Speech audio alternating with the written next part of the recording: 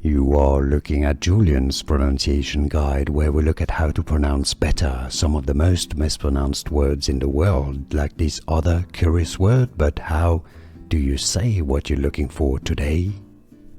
Let's learn how to pronounce this word once and for all correctly.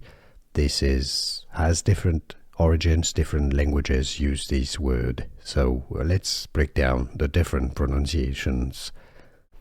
In Spanish, this means green, and it's pronounced verde, verde with a V like a B.